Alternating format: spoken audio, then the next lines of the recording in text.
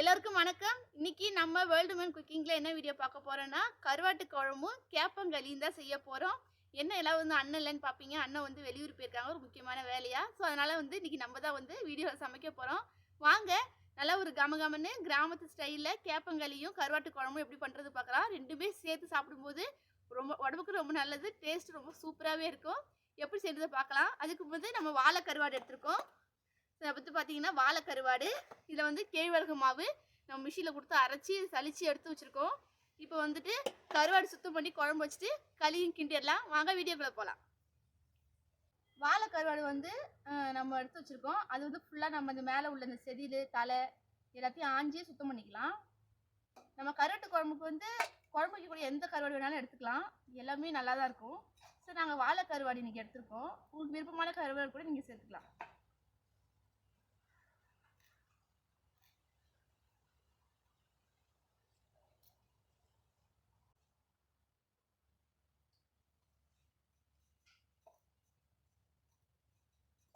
நல்லா இந்த மாதிரி பெரிய பெரிய பீஸா போட்டுருக்கோம்.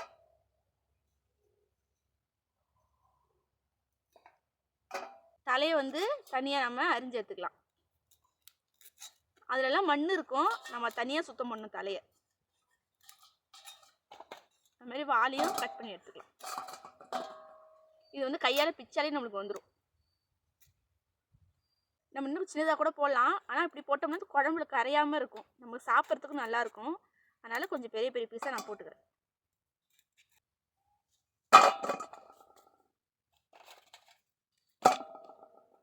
கருவாடு பார்த்தீங்கன்னா நல்லா ஒரு வாட்டிக்கு 3 வாட்டி நல்லா தண்ணியில் போட்டு அலசி அது மேலே உள்ள அந்த செதில் எல்லாமே எடுத்துட்டு தலையுமே நம்ம தனியாக நல்லா கழுவிட்டோம். நல்லா கழுவணும். ஏன்னா அது மண்ணில் தான் நிறைய மண் இருக்கும். அதனால நல்லா கழுவினா தான் குழம்பு நல்லா இருக்கும், நேரம் இருக்கும். நல்லா கழுவி சுத்தப்படுத்தி வச்சாச்சு கருவாடை. அதுக்கப்புறம் குழம்பு வைக்க ஆரம்பிக்க போகிறோம். அதுக்கு ஒரு சில பொருளை நம்ம ரெடி பண்ணணும். அதையும் நம்ம ரெடி பண்ணி வச்சுக்கலாம். மிளகு சீரகம் இது ரெண்டும் கருவாட்டு குழம்பு ரொம்ப முக்கியமானது ஒன்று. இது இந்த மாதிரி தான் நாங்கள் போட்டு வைப்போம் எங்கள் கிராமத்தில். இது ரெண்டையும் நல்லா உரலில் இப்போ நம்ம இடிச்சுக்க போகிறோம்.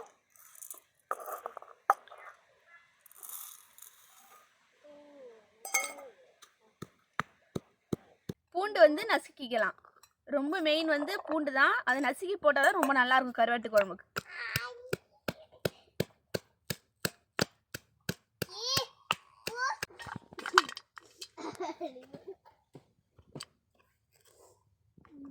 புளி தேவையான அளவுக்கு கரைச்சி வச்சுருக்கோம். அதோட தக்காளியை கரைச்சிக்க போகிறோம். ஏன்னா தக்காளி நம்ம புளி தண்ணியோட கரைக்கும் போது குழம்பு ரொம்பவே டேஸ்ட்டாக நல்லாயிருக்கும். அதனால தான்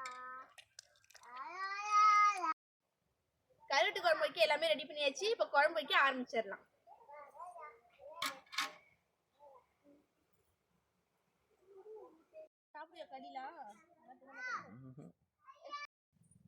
கருவாட்டு குழம்புக்கு நல்லெண்ணெய் எடுத்துக்கோங்க, அப்போதான் நல்லா இருக்கும் குழம்பு. தாளிப்புக்கு வெந்தயமும் கடுகு எடுத்துருக்கேன், சேர்த்துக்கலாம்.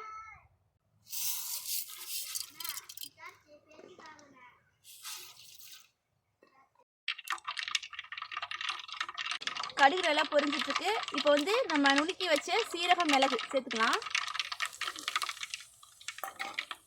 அதுமாதிரி நசுக்கி வச்ச பூண்டையும் சேர்த்துக்கலாம்.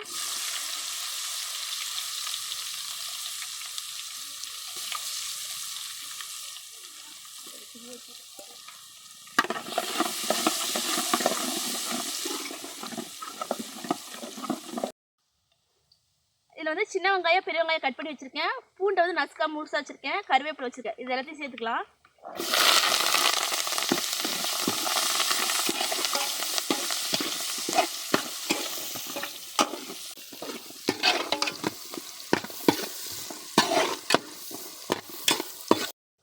அடுத்தது தக்காளி சேர்த்துக்கலாம். நல்லா வெங்காயம் பொன்னிறமாக வதங்கிடுச்சு. இப்போ தக்காளி சேர்த்துக்கலாம்.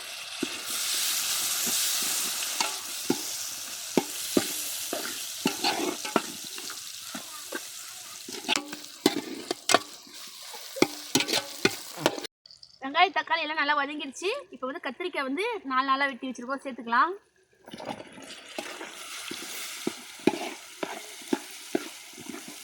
இதில் 2-3 கத்திரிக்காய் நான் எனக்காக முழுசாக போட்டிருக்கேன். இந்த மாதிரி சாப்பிட எனக்கு ரொம்ப பிடிக்கும் கத்திரிக்காவை. அதனால் ஒரு 2-3 கத்திரிக்காய் மட்டும் முழுசாக போட்டிருக்கேன். அப்படி போட்டு சாப்பிட்டாலும் ரொம்ப நல்லாயிருக்கும் புளி குழம்புல கருவாட்டு குழம்புல. கருவாட்டு குழம்புக்கு முருங்கைக்காய் கூட சேர்த்துக்கலாம், நல்லாயிருக்கும். நான் வெறும் கத்திரிக்காய் மட்டும் தான் சேர்த்துருக்கேன். உங்கள் விருப்பம் தான் நீங்கள் முருங்கைக்காய் கூட சேர்த்துக்கலாம். கத்திரிக்காய் நல்லா வதங்கிடுச்சு. இப்போ வந்து மசாலாலாம் ஒன்று ஒன்றா சேர்த்துக்கலாம். ஃபஸ்ட்டு வந்து மஞ்சத்தூள் சேர்த்துக்கலாம், அடுத்து தனி மிளகாய் தூள், மல்லித்தூள், வீட்டில் அரைச்ச குழம்பு எண்ணெயில் போட்டு மசாலாவை பரட்டியாச்சு. தக்காளிலாம் போட்டு கரைச்ச புளி தண்ணி சேர்த்துக்கலாம்.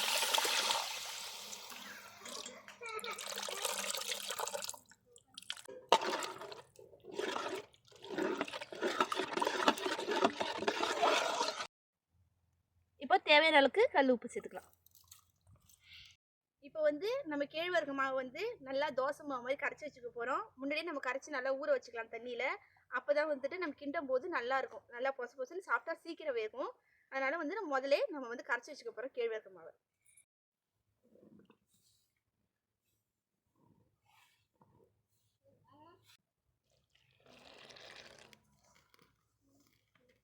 நல்லா கட்டி இல்லாமல் தண்ணியாக நம்ம கரைச்சிக்கணும். அப்போ தான் களி வந்து நல்லா கட்டி கட்டி இல்லாமல் சாஃப்டாக நல்லா வெந்து வரும். இப்போது உப்பையும் சேர்த்து தேவையான அளவுக்கு உப்பு போட்டு சேர்த்து பசிச்சுக்கலாம். குழம்பு வந்து நல்லா கொதிச்சிருச்சு. இப்போ வந்து கருவாடு சேர்த்துக்கலாம். கருவாடு வந்து நம்ம கடைசியாக தான் சேர்க்கணும், இல்லைனா உடஞ்சி போயிடும். கடைசியாக சேர்த்து ஒரு 2 கொதியில் இறக்கிடலாம்.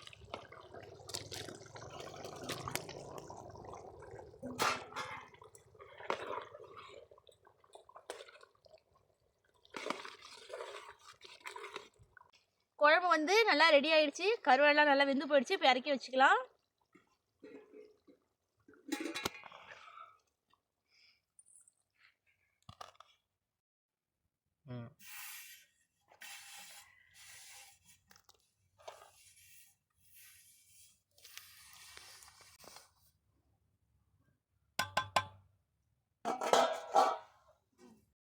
இப்போ அடுத்தது வந்து கேழ்வரகு களி பண்ண போகிறோம். வாங்க இப்போ அதுக்கு வந்து ஒலை வச்சுக்கலாம்.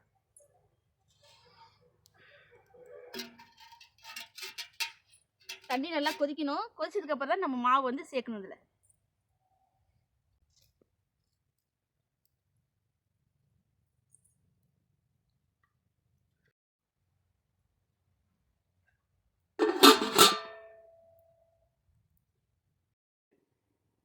கேழ்வரகு மாவு வந்து தோசை மாவு மாதிரி நல்லா தண்ணி ஊற்றி கரைச்சி வச்சுக்கோங்க. அப்போ தான் வந்து கட்டிப்படாமல் நம்ம கிண்டலாம். இப்போ தண்ணி நல்லா கொதிச்சிருச்சு. மாவு கொஞ்சம் கொஞ்சமாக சேர்த்து கிண்ட ஆரம்பிச்சிடலாம்.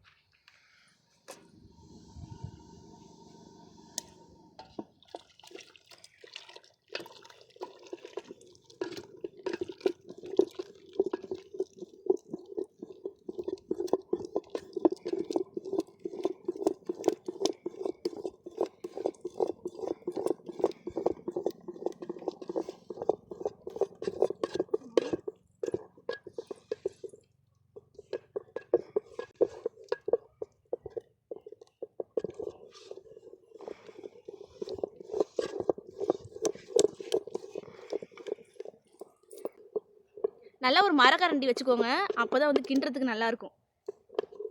இது நீங்கள் இரும்பு கரண்டி வச்சிங்கன்னா போட்டு பராண்டிகிட்டு இருக்கோம். இந்த மாதிரி மரக்கரண்டி வச்சிங்கன்னா தான் உங்களுக்கு வந்து சமமாக கிண்டுறதுக்கு நல்லாயிருக்கும்.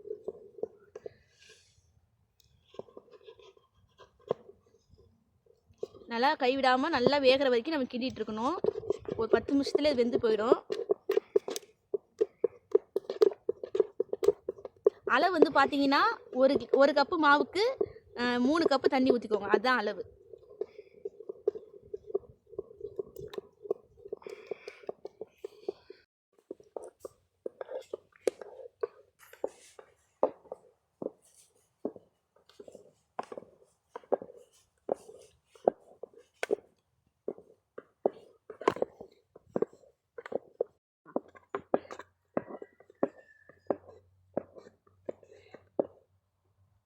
இப்போ பாருங்க, சுத்தமாக கட்டி ஆகாமல் நல்லா நம்ம கிண்டிக்கிட்டோம்.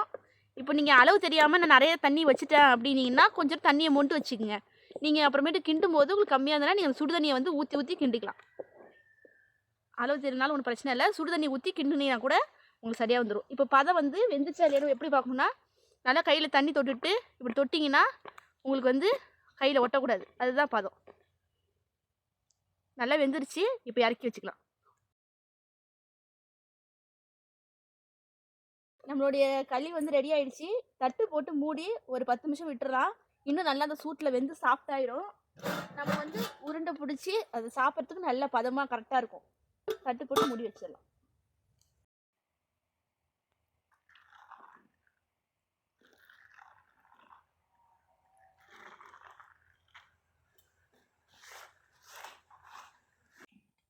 நம்மளுடைய களி வந்து நல்லா இறுகி போயிடுச்சு. அதாவது உருண்டை பிடிக்கிற அந்த பதத்துக்கு வந்துருக்கு. அப்போ தான் நம்ம வந்து பிசைஞ்சு சாப்பிட்றதுக்கு நல்லாயிருக்கும். நம்ம வந்து நல்லா அதை உருண்டை பிடிச்சிக்கலாம். இப்போது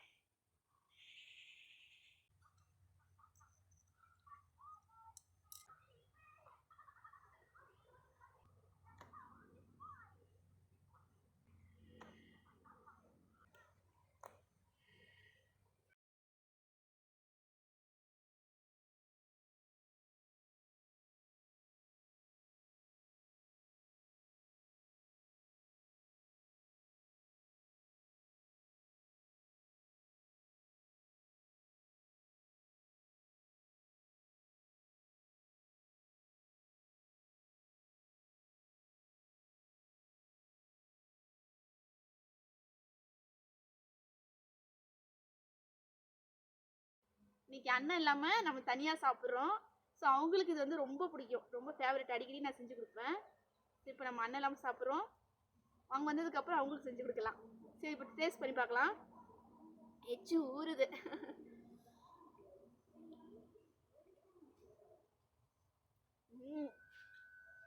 செம்ம நல்லா காரமாக சூப்பராக இருக்குது. கருவாட்டு குழம்பு உண்மையாகவே சூப்பர் காம்பினேஷன் ரெண்டுமே.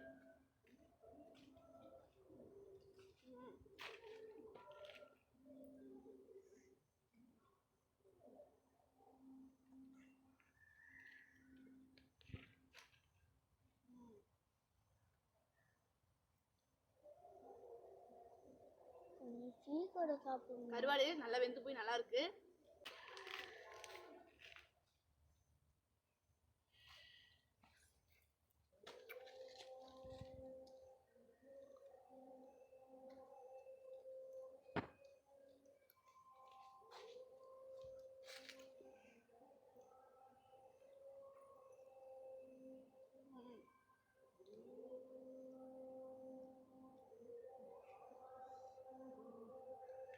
உடம்புக்கு வந்து ரொம்ப நல்லது. இந்த மாதிரி கேழ்வரகு களி வாரத்தில் ஒரு நாளாக செஞ்சு சாப்பிடுங்க. இது மீந்தா கூட நம்ம உருண்டை பிடிச்சி கூழா கூட குடிச்சிக்கலாம். ரொம்பவே நல்லா இருக்கும்.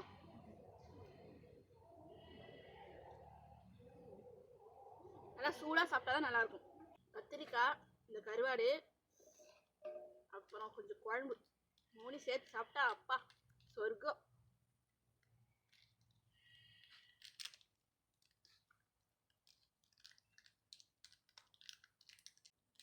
இது கூட மட்டன் குழம்பு சாப்பிடலாம், நாட்டுக்கோழி குழம்பு சாப்பிடலாம், அதுக்கப்புறம் முருங்கைக்கீரை குழம்பு கூட வச்சு சாப்பிடலாம். ரொம்பவே நல்லாயிருக்கும். உடம்புக்கு ரொம்ப நல்லது. இதெல்லாம் வந்து நாங்கள் மாதத்தில் ஒரு 3-4 வாட்டியாக செஞ்சு சாப்பிடுவோம். கம்பில், அப்புறம் வரகரிசியில், அப்புறம் இந்த மாதிரி கேழ்வரகுல இது மாதிரி செஞ்சு சாப்பிடுவோம். உங்கள் குழந்தைங்களுக்கு கொடுத்து பழகுங்க. உடம்புக்கு ரொம்ப நல்லது.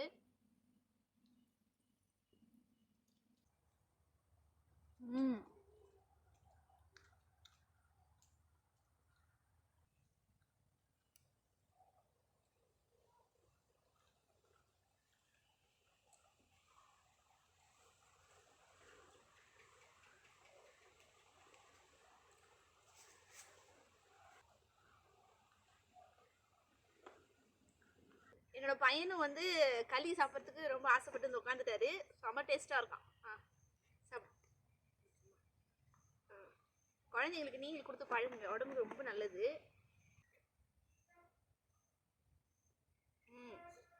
கத்திரிக்காய் அப்படி ஒரு டேஸ்ட்டு கத்திரிக்காய்.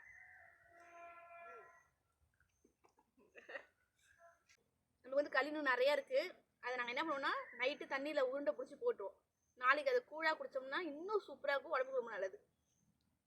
இப்போ வரைக்கும் சூடாக வரைக்கும் நான் கருவாட்டு குழம்பு போட்டு சாப்பிட்டுட்டு நாளைக்கு அதை உருண்டை பிடிச்சி தண்ணியில் போட்டுருவோம். நல்லா பிடிச்சி போய் சூப்பராக இருக்கும்.